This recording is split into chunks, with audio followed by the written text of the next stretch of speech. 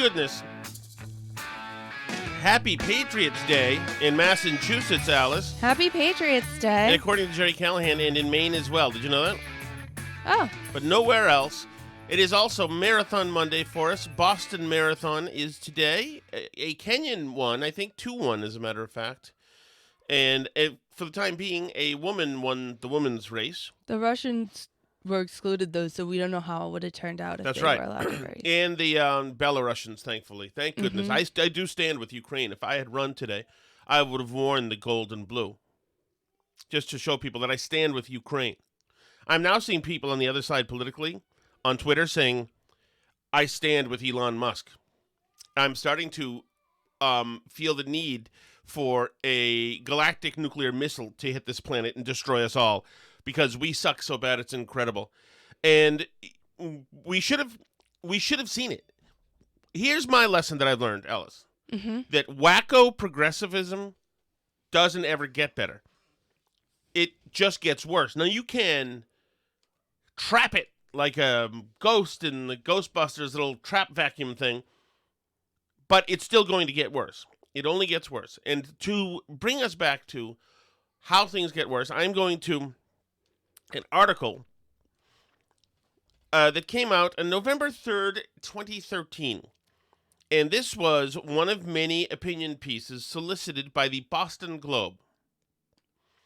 And this one was about, because the Red Sox, I guess on November 3rd, they either were going into, or they just won the World Series. I guess they had just won. 2013 they did, yeah. So this reminds me of Gish Jen, the article that she wrote for the Globe. She is the novelist, whatever. They brought her in because we had been bombed in the marathon, and then, this is our bleeping city, said Ortiz, and particularly, I still think, tasteless, stupid moment. But, it's okay. We were all Boston strong at that time, which meant we all sheltered in place while the police chased two idiots. But we really won by that point. By right, the time but we bought T-shirts, and so there was the time I saw a woman who was at least as much as I do in Melrose wearing a way too tiny Melrose Strong shirt, and I thought maybe there's a chance that the wave motion gun needs to come to our planet and destroy us. But anyway, this was the same time, of course, when later the next year somebody had. A shoe store had a Mother's Day promotion saying "Mom's the bomb," and a bunch of thoughtful people from our hometown then, Melrose, got together and tried to tell the shoe store, "Please don't do that. You see, we had something called the marathon bombing here. When you say bomb, that evokes to us." And so then I thought, once again, these are all various chapters of, and thus we need the wave motion gun to fire upon us and destroy us.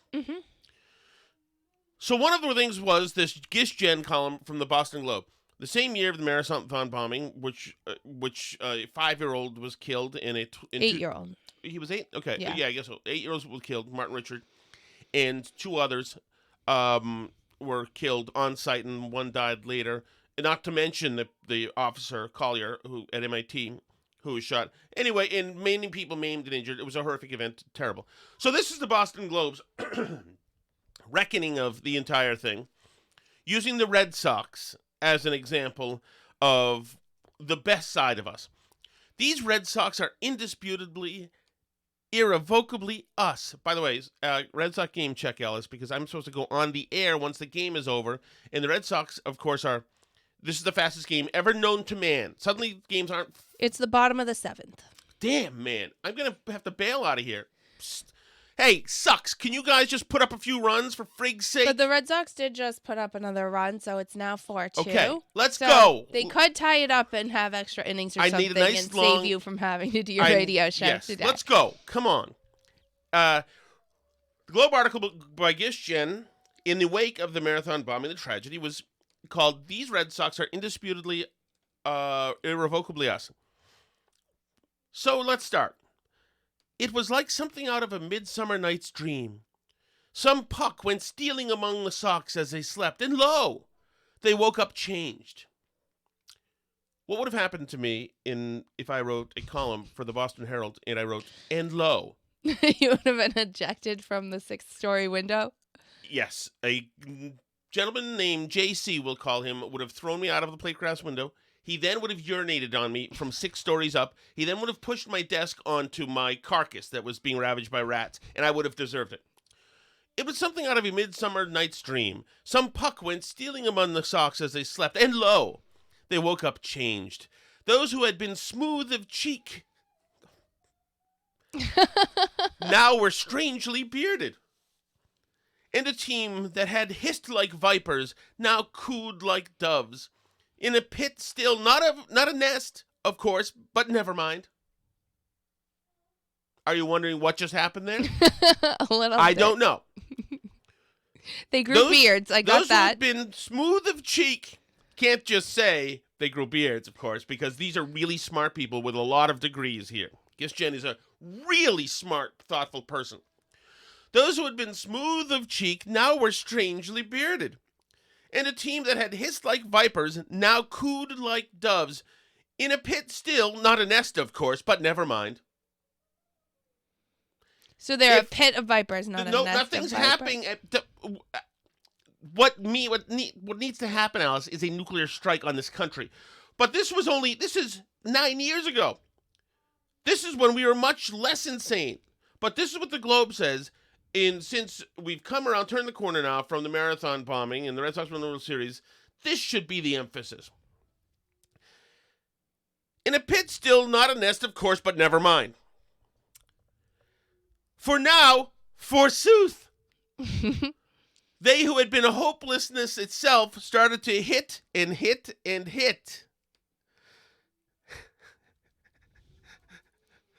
Hold on. Can you fill it for a second? Maybe Gish Jen should stick to writing columns and not Shakespeare poetry disguised as a column, because I don't know, the genre bending stuff really has to be so perfect to not come across as so cringy and just awful. I mean, because I get what she's trying to do, obviously, right? It is, like, slightly tongue-in-cheek that she's, like, doing the Shakespeare thing. But it's so over the top. And, yes. like, she has having to do so much heavy lifting to, like, make this connection. Oh, yes. Yes, I would say so, Alice. This is not seamless. This is very excruciatingly painful. It's very laborious. Maybe we don't start out with the notion of A Midsummer Night's Dream in mind. Maybe. Well, yeah, because it's taking a lot to cram your Red Sox column into your Midsummer Night's Dream concept idea that you had. Yes, so, right. So this lofty, romanticized notion of A Midsummer Night's Dream at some point is going to have to comport with a bunch of idiot jocks. At some point, the two are going to have to meet. Then suddenly they were in the World Series and rising one after another, fantastically to the occasion. Napoli, Gomes, Victorino, Ross, Lackey, Lester, Uehara. This series was about redemption, resurrection, and resilience on so many levels it was hard to take them all in. Underneath it all, though, the biggest resurrection was perhaps of Boston itself. This is getting heavy. Notice, by the way, that, like, because I'm not really, like, a sports writer or a sports journalist, I try to avoid writing things or pontificating on, like, the deeper meaning of sporting events, because I really don't have the expertise. Oh, you're missing the point. No. Underneath it all, though, the biggest resurrection was perhaps of Boston itself. The marathon bombing was a blunt trauma, sure, for which even the fact of crowds gathering without incident was a much-needed salve. I love that. The marathon bombing was a blunt trauma, sure, for which even the fact of crowds gathering without incident was a much-needed salve. But it was a trauma, too, that had renewed a special doubt. For Boston has, after all, always been a city upon a hill, except that the Red Sox were the last baseball team in the league to integrate. Except that Celtics legend Bill Russell had his house broken into and had his bed defecated on. Except that we all had that trouble around busing. Mm-hmm. And what about our redlining of Jews? It's hard not to recall these things and wonder, did we fail the Tsarnaevs somehow? That's what I was thinking. That's what I was thinking. You know, when I saw the second bomb go off and the pieces of people fly through the air, I thought, you know what? Redlining. I think we must have failed the culprits. That's what it is. Mm-hmm. Did we fail the Tsarnaevs somehow? Now, if I were John Henry of the Red Sox, or Linda Pizzuti, I would say, Gish, maybe that's a column for another day. Maybe we won't blame ourselves for turning the Tsarnaevs into violent terrorists with just the latest in a long list of horrible legacy events. Right. That there's no reason to believe are remotely connected to the Tsarnaevs. Well, no, she's willing to give you a little breathing room, Alice. It's not hard to recall these things and wonder, did we fail the Tsarnaevs? And it's not clear that we did. She says it's not clear that we did. There's some wiggle room there. It's non-obvious. Yeah, we most likely, 99.9%, we did. Obviously, we did. But it's not totally, there's a little bit of room somewhere out.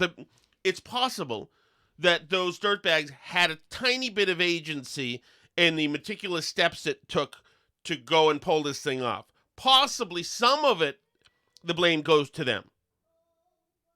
Most not. Most is redlining, being mean to Jews, all that trouble around busing, she says. Yeah, I'm sure the Tsarnaevs were really upset about anti-Semitism. Yes. It's not clear that we did. And yet for people who knew Joe Carr especially, who had seen him at school, who had studied and partied and played sports with him, the lurking fear has been that we failed to truly open our hearts. That we accepted him, but only up to a point. So true. Only up to a point. Only the point where he got subsidized housing, a free, huge education, and all the weed he could ever need, some of which may or may not have come from the murdered drug dealers in Waltham. It's not clear that we did. Now, though, above the many miracles of the series looms the figure of David Ortiz. Not just Ortiz, the hitting phenomenon, but Ortiz, the man and the leader. Ortiz, the community supporter. Ortiz, the giver of pep talks. Ortiz, the unquestioned team spokesman. In the post-game interviews, one native English speaker after another managed to say nothing. While Poppy, with his goodly accent... by the way, is there a soft racism of condescension happening here? Yeah, I would say the commentary on his goodly accent is a little... Ortiz, in the post-game interviews, one native English speaker after another, in other words, stupid white idiots. Mm-hmm. In the post-game interview, one native speaker after another managed to say nothing much, while Poppy, with his goodly accent and his enormous heart... I would say that's a little bit of, playing into a stereotype, too, of, the simpler person, you know? It took really this gentle giant with his goodly accent to really get at what we were all thinking. All the people who seemed so smart, in other words, didn't say the words, but it was really this simple fellow who was able to cut to the chase. Because not only his goodly accent, Alice, but his enormous heart. Mm-hmm. His enormous heart. Now, the other whiteys who spoke, the native English speakers, were normal to smaller size hearts. Their hearts were not enormous. Their hearts were not enormous. The I think English part speakers. Of that, too. I don't think all of that is a race thing, but I do think there's a size thing happening there, too. You remember one time we went somewhere and you met some people I knew, and they said to me afterwards that you seemed great and you just seemed like such a teddy bear. Mm-hmm. And there's nothing about you that's like a teddy bear. It's just something people say about bigger. Oh, he's such a big teddy bear. What a guy. You're very un-teddy bear-like. And there's a little bit of a vibe like that about saying, he has such an enormous heart about, the larger fellow. Is there not? Yes. My people have been dealing with this for years. I know. I have an enormous heart. Where am I? Well, Poppy, with his goodly accent and his enormous heart, said it all for all of them. And what about the pictures of Poppy with Koji slung over his shoulder, pounding his posterior with joy? I would re-workshop the wording going on there. Jesus. Speaking of What which, about the pictures of Poppy with Koji slung over his shoulder and pounding his posterior with joy? You know, there's a value to alliteration. I get it, but we don't pound a posterior in some magazines. did you see that there was trending on Twitter today a Zillow listing in which the people had in the Zillow listing over the bed in the bedroom a sign that said "Welcome to Pound Town"? Oh, that's great. That's not an image of a couple of token players of color. This is Poppy and Koji slung over his shoulder, pounding his posterior with joy. That's not an image of a couple of token players of color. That's an image of men at home and free to be themselves. Because men at home, really, what they really want to be is pounding each other's posteriors with joy. People should just not weigh in on masculinity at all. Yes. They should just stop. Our own socks are now world champs with not one but two foreign-born MVPs. Oh, they're good MVPs this time. Thank goodness. This time they're good MVPs. Not somebody terrible from Detroit. Oh, God. Not one, but two foreign-born MVPs. Koji gave his post-game remarks through a translator, and yet these men are indisputably, irrevocably us. They are our very heart. They are Boston. Boston. Strong. Correct. And Boston proud. Whew, that was heavy. Maybe she should avoid proud, too, with the posterior pounding in there. No, they were finally being being themselves, Alice. So look at this, and the reason I bring this, I had forgotten, and I probably read it last year or 2 years ago. I'd forgotten just how good this is. But it's so incredible. But this psychotic rant, it's not just the pseudo-intellectualism at play. It's not just the failed attempt at being of showing brilliant flourishes of poetic thought that are intertwined with the next one, with the next one, etc. But the thing It is so pretentious. It is so badly disjointed. It is so badly forced. It is so badly misdirected. It is so ridiculously racist. Right. Absolutely. And insulting. And it doesn't create a moral equivalency with us, with the Tsarnaevs. It says that most of us, people who look like, let's say, me, are worse than the Tsarnaevs. Right. I'm worse than the Tsarnaevs. I don't have an enormous heart. I have nothing to say when I say stuff. It is absolute total bigotry and toxicity, this thing. But right, then, and not to mention, it also doesn't actually tie together any of its points. There's like what did the Midsummer Night's Dream tortured metaphor that was the whole beginning of it, what point did that serve towards the towards what I guess is the lead, which is that having a multiracial Boston Red Sox somehow redeems our past racism as a city that maybe caused the marathon bombing? Like, that's, I guess, that's the thesis of the piece, I right? think what's the Midsummer Night's Dream If you put a part? Midsummer Night's Dream in there, if you have it with something like out of Midsummer Night's Dream, that allows you to continue with some puck went stealing from the socks as they slept, and lo, they woke up greatly changed. But how were they? That shows her curriculum vitae, I think. Is that what that is? That's telling you that you read. Didn't everybody read A Midsummer Night's Dream? I read it in like 8th grade. This is telling and you there's like 500 movies of it, so English classes love it. Telling you what you're in for. You're in for some pretty deep literature. And so if you're already stumped after the first sentence, move along.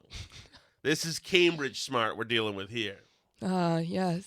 But the problem is that if this had come out today, this is not a standout for today. We're crazier now than this lady. Oh, yeah. That's like, it would probably be considered racist by the woke people, too. Right. It's not good. Yeah, it's not good enough. First of all, she's defining men. That is gone. We're not doing, there's no such thing as men. You know, and yet these men are indisputably. It's an image of men at home, free to be themselves. Don't take a step back, sister. Who's saying there's a single image of men at home, free to be themselves? Unless themselves is a pronoun for one of the men. This does not make it. So that's the problem. That's why we need to be wave motion gunned away from the earth. Because this crap, under the guise of being heavy, poetic, fine wine literature, is psychotic rabbit dung. It is. Yeah, it's garbage. It's just trash. But these and she makes a lot of money, I assume, to write stuff like that. Yes, that's right. And of course, she was criticized at the time for this. And what was afoot? I don't know. Why would somebody criticize her at the time for this? Oh, because they were racist and sexist to her? Correct. Exactly. Oh, God. I forgot that. So there you go. What's my status, Alice? Well, speaking of... Oh, let me check the game. 8th inning. Timeout. I show the 8th. How are the Sox doing? Did they catch up anymore? No, 4-2. I don't think they caught up anymore. Yeah, no, they didn't. That's it. So, anyway, speaking of Cambridge Smart, charming book. I think I sent you the link to it, didn't I? To the book read aloud from Cambridge that I was showing you this morning. Oh, was that this morning? This is just another example of the way that we're raising our children nowadays. This was in the Cambridge public schools. And once again, I don't know how you would actually, in a place like Massachusetts, I don't know how you would avoid this for your kids now anymore. Do you want me to start from the very beginning? No, you can skip ahead a little bit. I might have actually. Oh, I might have already read some of this from my Connecticut show. So just so you know, my biggest problem with these read-alouds, with the thing that makes me want the Argo to fire the wave motion gun and destroy the earth. Okay, is what? The sound of the page turning, and they do it so slowly.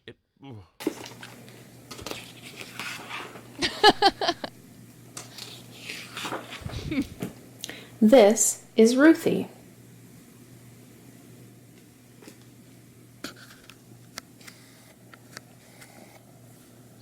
Zooming in. She's a transgender girl. That means when she was born, everyone thought she was a boy until she grew a little older, old enough to tell everyone that she is actually a girl. Girl is Ruthie's gender identity. It is interesting how it's all the same bullet points, all the same talking points. Mm-hmm. I mean, this is the same thing that we read yesterday, that we've read 3 days ago. The teacher and wherever else was saying the other doctor day. makes his educated guess, and sometimes he's right. Yeah. Everybody thought, once again, we all thought incorrectly, that's the, reinforced.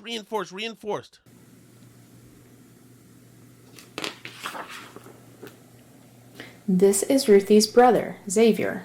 Xavier is a cisgender boy. That means when Xavier was born, everyone thought he was a boy, and as he grew older, it turned out everyone was right. He is a boy. Boy is Xavier's gender identity. Xavier's, by the way, he's holding a little plastic sword. He's got a rubber ducky. He's a floating device. He's running in the house with a rubber ducky thing around him, which is gender neutral, I think. And he's got a boa around a fabulous scarf around his neck. So he's expressing himself in several different ways too. Of course. Which is fine. There are so many different ways to be a boy or a girl. Too many to fit in a book. But not... This picture that we're on, page 6 or whatever, shows this is a woke dream. There's a biracial gay couple pushing something in a stroller. There's one of every race walking around. There's a white dog with a pink vest. There's a brown dog with no vest. There's two girls on a bike riding together. There's one woman jogging together. Do they have the kid in the wheelchair yet? The book has a wheelchair kid also. Not everyone feels like either a boy or a girl. Non-binary is a helpful word that can describe a kid who doesn't feel exactly like a boy or a girl. But I just want to say, listen to the tractor beam. Non-binary is something that for kids who don't feel exactly like a boy or a girl. Yeah. Well, what does a 5-year-old feel like a boy exactly on? Yeah. So it gives you, if you're 5, how do you know what it feels like to be a boy or a girl or whatever? Well, especially before a lot of the things that lead you to feel like a boy or a girl, I mean, some of them are younger, but a lot of them happen in puberty also. Mm-hmm. So, like, you know, you don't expect your 5-year-old to necessarily, like, have a conception of manliness until they're maybe a little bit older. This is Ruthie's friend Alex. Alex is both a boy and a girl. When Alex was born, everyone thought Alex was a girl, but Alex is both boy and girl. This is Alex's gender identity. So here you go. So Alex is now waving to her friend. Their friend, both a boy and a girl. Is that why they're they? Because they're both? No, they're they because they just chose that. Oh. Because we already kind of do that a little bit. We use that as incorrect grammar in English. People will say, like, you know, I saw my friend at their grandmother's house. Even though it should be her grandmother's house or his grandmother's house. You know, people will sometimes say that incorrectly. So they figure that sounds like more natural than at their grandmother's house. For a gender-neutral pronoun, it's a little easier. So she's waving to her friend who's in the wheelchair. So there we go. Another box is checked. Ching, ching.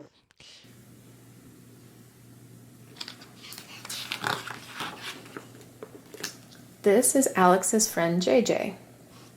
JJ is neither a boy nor... Oh! What a town. This town is a lot of work. You know, talk about, like, running across the street. It's like, what kind of work do I have to do to deal with this person who's got to be freaking interesting as well? Just don't talk to me, okay? I don't know. So are you neither a boy or a girl or both a boy or a girl? Like, imagine trying to tell little kids this stuff. What a bunch of psychopaths. Truly.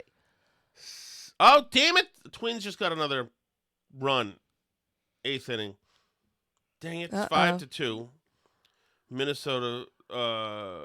Twin Cities. Damn it. Okay, so what's going on with this book?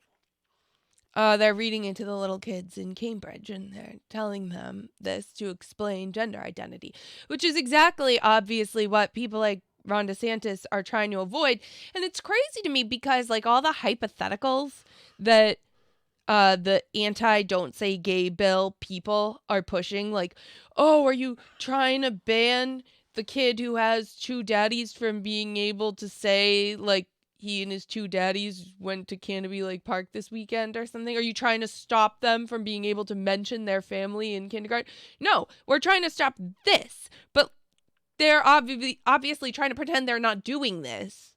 So they are playing dumb and acting like you're trying to ban totally normal conversations and not the weird, groomy books they're reading to little kids to ask them about their sexuality. The book goes on to explain how sometimes you can tell by looking at a baby. It can be a clue to what its gender might be someday, but it really doesn't tell you.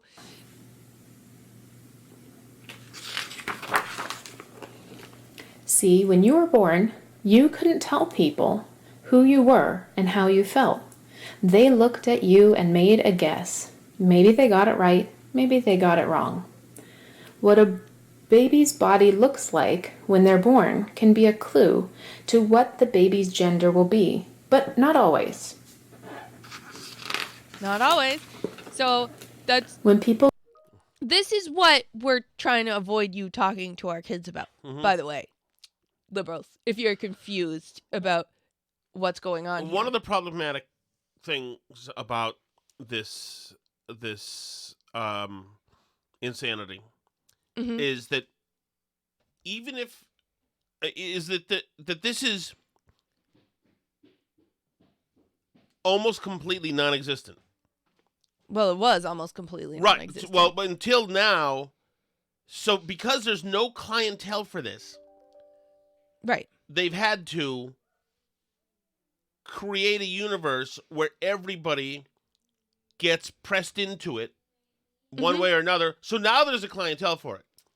Well, So right. now if you got every sixth girl now wants to be special and non-binary, well then there you go. See, so now we have to teach the stuff about making sure people don't kill everybody who's different or in wheelchairs or get married to each other or have a dog with this kind of vest on or whatever. Because there's no reason to be teaching. There's no reason to be teaching this. This doesn't really exist anywhere. It doesn't. Right. There's way more kids who are in school who are probably Christian, whose parents believe Christian things, and you don't see the school reading a book to the kids in the week before Easter about how, even framed as like some people believe that. You know what I mean? Like, they don't do it as some people believe that, Jesus died on a cross and, saved them from death or something. They're not putting that in the schools. And there would absolutely be a huge outcry if they did, right? There are way more parents who believe that. I don't know about in Cambridge, maybe not anymore, but I would think there are, because there are probably lots of like Latinx parents and stuff who believe Christian things and who are going to celebrate Easter, right? Like, so Right. What exactly, you can say like we're just educating kids about the different types of people that are in the world in a culturally competent way that explains, but they're being extremely selective about which cultures and ideas and belief systems they're culturally educating kids about. They're not teaching kids about even really world religions. The closest they get to that is they'll do like in the schools in Melrose, our kids did some stuff that in the elementary years that was like, all the different ways people celebrate winter holidays around the world. So they like learned about a menorah and learned about Santa having 6 white boomers in Australia and learned about like, but not that, I don't think much Jesus played a role in any of it. You know what I mean? They're not going to put anything out there that like could be potentially perceived as going too far in a direction of telling kids about Christianity, certainly, right? They're not even trying to have like the Halloween celebrations in school anymore or whatever. So, but it's like, so it's really, they're catering to an extremely small minority, like you're saying, when they put this out here. And because it does fly in the face of a lot of people's beliefs, like we talked about the Good Friday thing and the Jewish parents saying that having Good Friday off school makes their kid feel less than. Like, if we're telling our kids at home that we don't believe this, how does that make them feel when you teach them this in the classroom? Does that make them feel less than, or does this somehow different? Yeah, great point. The schools are no longer welcoming to people who have certain core fundamental religious beliefs. Right, and to read this stuff to what this is doing is giving a 5-year-old 1,000 different avenues to play the make-believe game that they want them to. Right. And to feel good about it and happy, jump along, and really special and more special, as a matter of fact. Right. This is just encouraging kids to play this fantasy game. And that's weird and dangerous. And obviously, they need more kids playing the fantasy game because they want to move the entire agenda along. Well, right. But you just as easily could have furries in this. I mean, I assume they're going to. Right. As a matter of soon. fact, I just looked to see if there's any kids' books about furries. I just found this book, Raising My Furry Children, Tracy Aarons, which thankfully is about her pets. So yeah. Well, and we have a friend who told us about somebody in their town, a kid at the school is now identifying as a tree and going by Elm.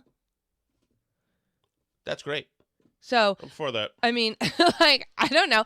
Is there any chance that any of these kids can identify with something that will shut the hell up?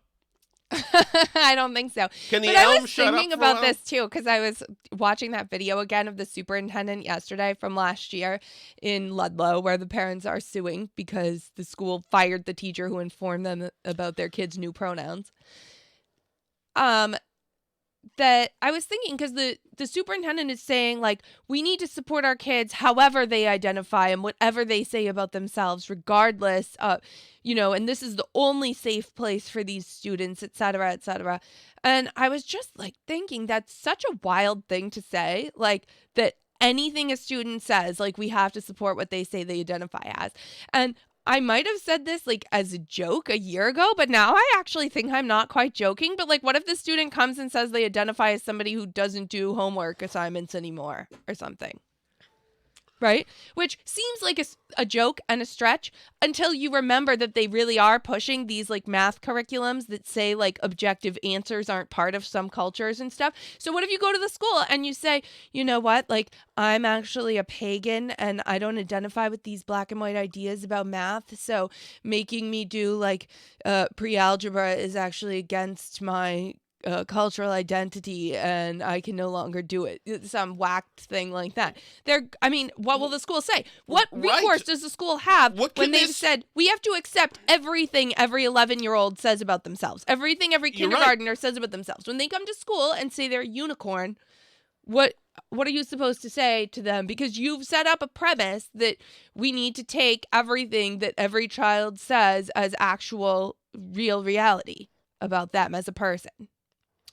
Right. Anything, you can use the unicorn thing, and it would apply to every part of this book. Nobody who's a believer in this book's madness can say, "Oh, it's real. Come on now. You're not a 9-iron. Come on. You're not." They can't. They will not have the intellectual ground to stand on to argue that some things aren't okay and you're just kidding. Because by their assumption, by them saying that, by their rules, that would be you making them unsafe and unheard and unseen. Well, right. It would have a lot. Their outrage at the idea that, you could identify as somebody who doesn't do homework, or like that you're making these jokes about it or whatever. It would go a lot further if they hadn't treated the idea that we would have men winning championships in women's sports. If they hadn't laughed at that a few years ago and said, come on, be realistic, like there's no such thing as slippery slopes, that will never happen, et cetera, et cetera, et cetera, right? So their credibility's shot because they've proven themselves absolutely willing to turn around and support things they told you last year were ridiculous stretches of the imagination. That's absolutely true. I don't know where this goes, but I assume that's how it fizzles out. The problem is that it's already institutionalized. You've got these big organizations like the Stonewall educational outfit thing that greenlights all this curriculum, which, you're going to have to fight these battles in every single school district. Right. And they're going to fight. And because for some reason this stuff is wrapped around the gay and lesbian gay rights movement, which it should not be. It should not be. Little Emma is not a demisexual, both-sex person just because she decides to. Chad, the 24 guy living in P-Town with his boyfriend, who is romantically involved with his boyfriend, who is absolutely another man, he is indisputably a gay man. And if not, he is, he thinks he is. Right. That's the thing, is that they've now stretched the definition of all these, quote, communities so much that there's no reality to any of it anymore. And it's incredible, the whole thing that, they act like it's not happening and that you're crazy for saying it's happening. No one's teaching CRT to children. In DeSantis in Florida, his board, his education people, the textbook people in Florida, whatever committee it is that decides that, just threw out 40% of the textbooks from being approved that applied because the math curriculum they were saying had CRT, and everyone on Twitter was going, what CRT? There's no critical race theory in the math textbooks. Don't be ridiculous. But then you can go through and you can look and see what they're teaching in these math classrooms. There's one about, Maya Angelou in math curriculum, and the sexual assault in the math curriculum. It's crazy stuff, right? And it absolutely does exist. And they'll turn around and tell you, they'll tell you they're not teaching CRT in the schools, or there's no CRT in the math books, and that we're all crazy for imagining it. But then you read what they're actually teaching and you're like, I don't know what you want to call it, but this thing that I've been calling CRT, that's what I don't want taught. Right. Do we have emails to read from yesterday? Yes. By the way, there's breaking news, Allison. You may or may not have seen here. Yes, indeed. By the way, Red Twins just had a big inning, 4 more runs, so it's 8-2 in the bottom of the 8th. Here is the breaking news: is the following. A judge has just held the federal mask mandate, travel mandate. Hold on, sorry. I just had it open, but why would it stay open? Because why would you do that? Mask, okay. CDC mask mandate for travelers struck down by federal judge. Just in, federal judge strikes down the CDC's mask mandate for travel on planes and other forms of public transportation. What is that going to mean? Yeah, what exactly? Is it just, is it going to not be in effect now? Is this the permanent ruling? What is this? Okay. You grab those emails and I'll read this. A federal judge in Florida struck down on Monday the Biden administration's mask mandate for airplanes and other public transport methods. Catherine Kimball Mizell said the mandate was unlawful because it exceeded the statutory authority of the U.S. CDC and because its implementation violated administrative law. Well, all right, that doesn't help me very much. So does that mean as of right now? Is that sayonara? Failure to... I'm trying to look at the decision.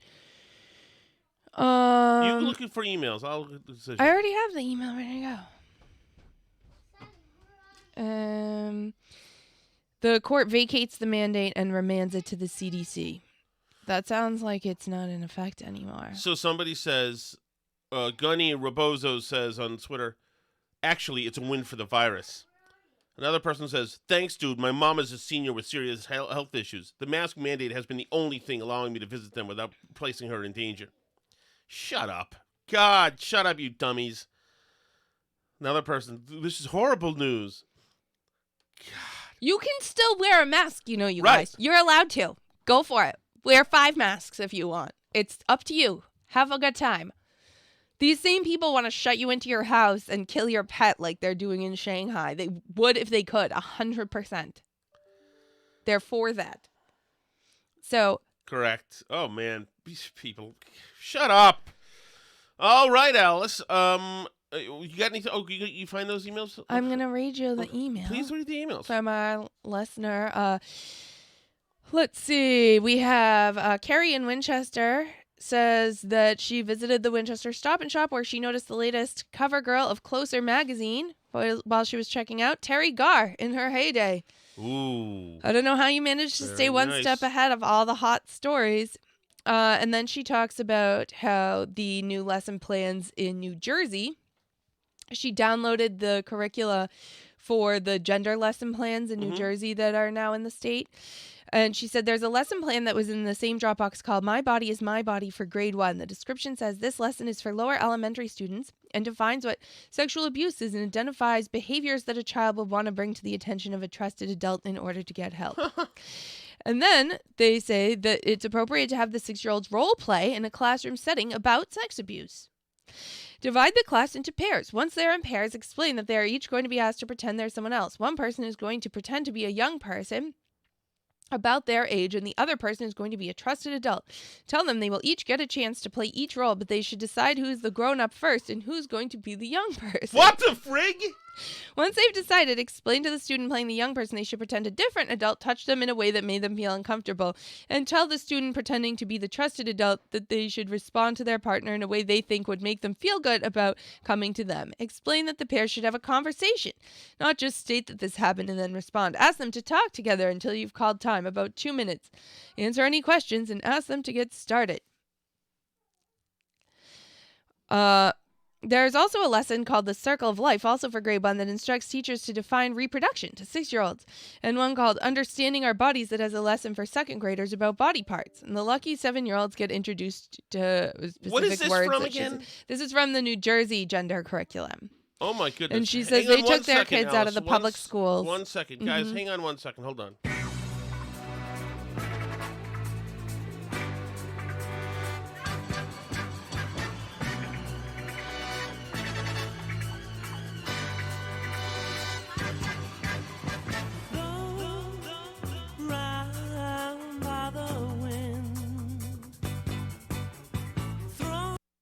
Sorry about that. It was a kid check. It's whatever. It's all right, Alice. I gotta get ready for my show now. I Since know. the Red Stockings are having the quickest game ever known to man in the history of the United States and America. So thank you so much for listening. You can check out Tom on WTIC 1080. You can in the Hartford, Connecticut area. You can also find us always on Twitter at Burn Barrel Pod, Facebook.com/Burn Barrel Podcast, BurnBarrelPodcast.com. You can check out all the different places where you can listen, all the podcast apps, YouTube, Rumble. You can send us an email if you see something crazy in your kid's school or we need to check out your school committee meeting. BurnBarrelPodcast@gmail.com.